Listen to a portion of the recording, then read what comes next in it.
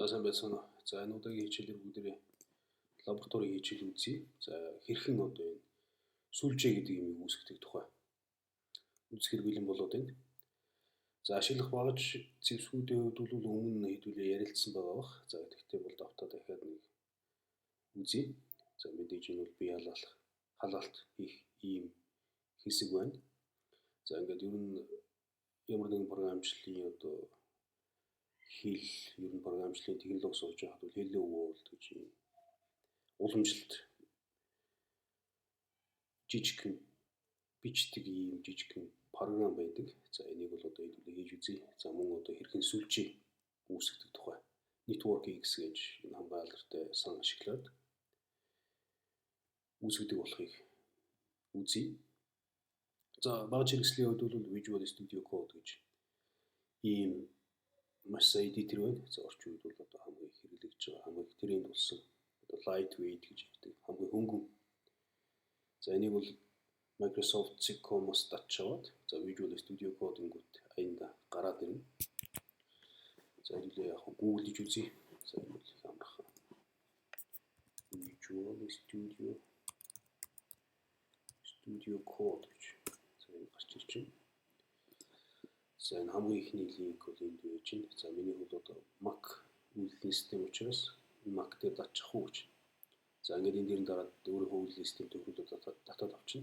За ингээд татж авсныхаа дараа бол install хийгээд за тэгэл одоо бэлэн болно. Энэ бол install хийх тийм төвөгтэй биш. Ярмархан. За ингээд энэ бол одоо бидний хэрэглэх tool багаж маань.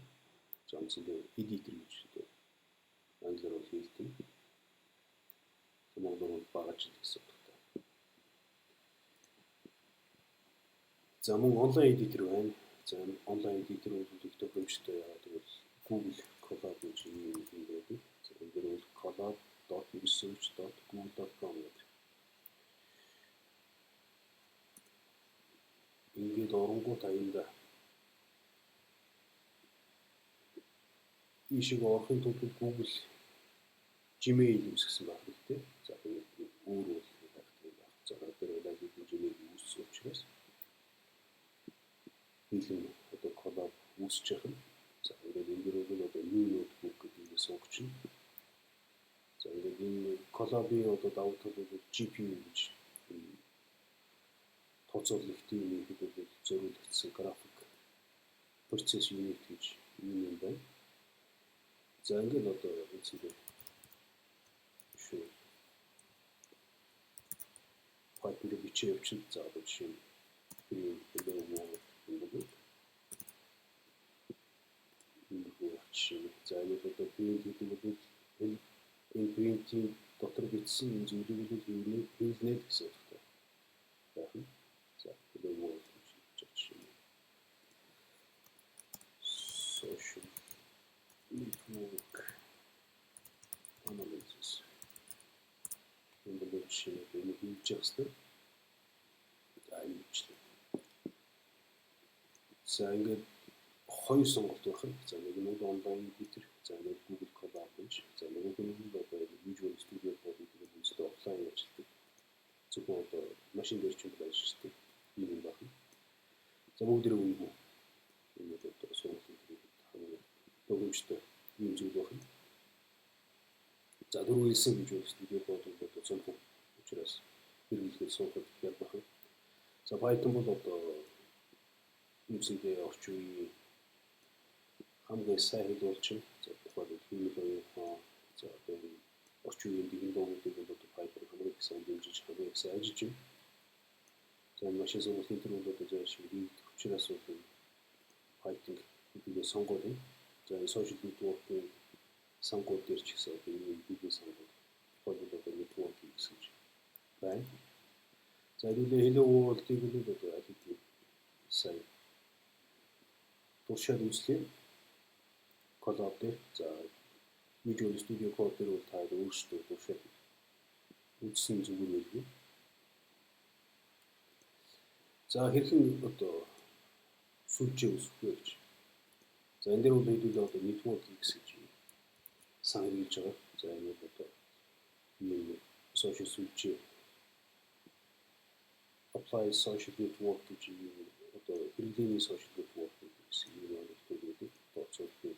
За энэ дээр бол хамгийн их зориулагдсан. За энэ лабораторийн хэрэглээд бол зориулагдсан юм бэлэн framework сан байх нь. За энийг бол одоо суулгахад бол ядах юм байхгүй.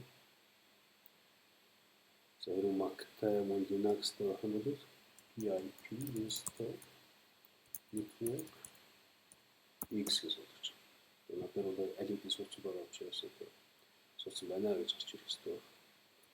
За суулгах юм бол ийм маягаас уучна. За Windows дээр ч гэсэн одоо ийм shell гэдэг үүсгдэг тэр Linux янз бүрийн түүлүүд үүдэг. За тэрнийг суулгаж байгаа ч юм уу эсвэл тэр Anaconda гэж суулгаж байгаа. Тэр бахан болчих хэвээр. За нэг бол зүгээр өөрөөр татж авч байгаа extract гэдэг за ингээд болох хэвээр. За ингээд network X гэдэг санг бол одоо ангиж таах нь. За PyPlot гэж за энэ бол graphic visualization гэж үүдэг. За энэ график гэдэг одоо юмнуудыг гаргаж харуулахад зориулагдсан ийм сан байна. За энийг нь суулгана. За энэ бол графикаар харуулах гэдэг. PyPlot. PIP-ээс PyPlot гэж суулгаж. За надад одоо аль хэдийн суулгасан байгаа. Тэгээд PyPlot гэдэг суулгах юм байна.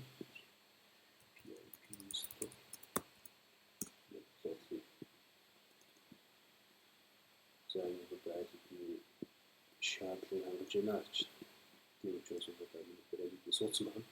За ингээд энэ хоёр сан бол одоо энэ байдлаар бэлтгэн байна.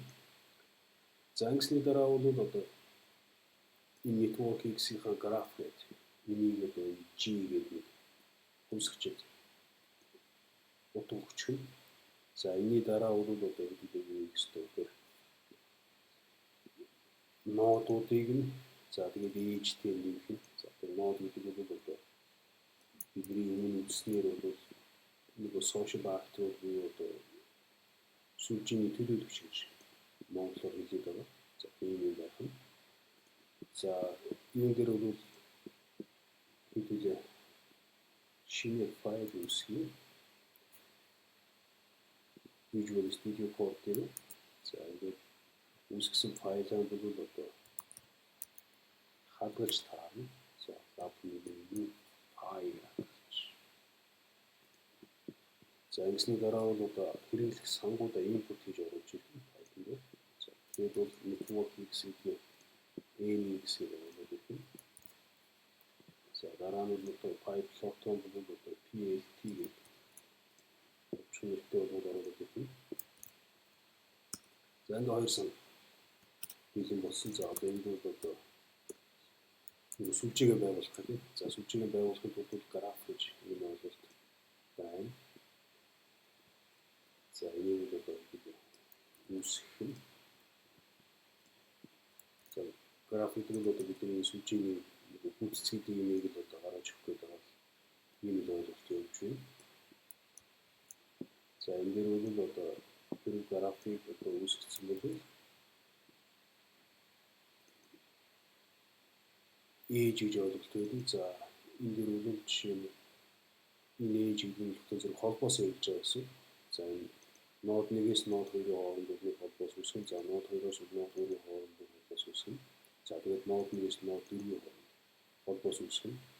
За ингээд нод 1-ээс нод 4-ийн хооронд холбоос үүснэ гэсэн. За энэ дээр бид PyPlot-оор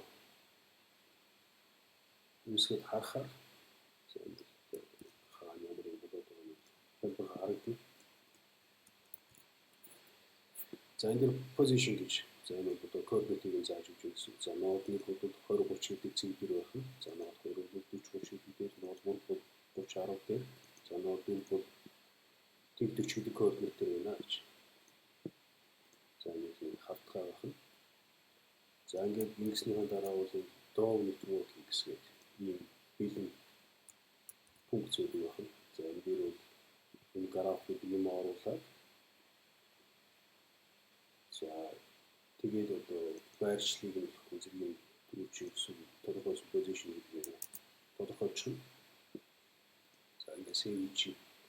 За ингээд бол одоо энэ графтан бол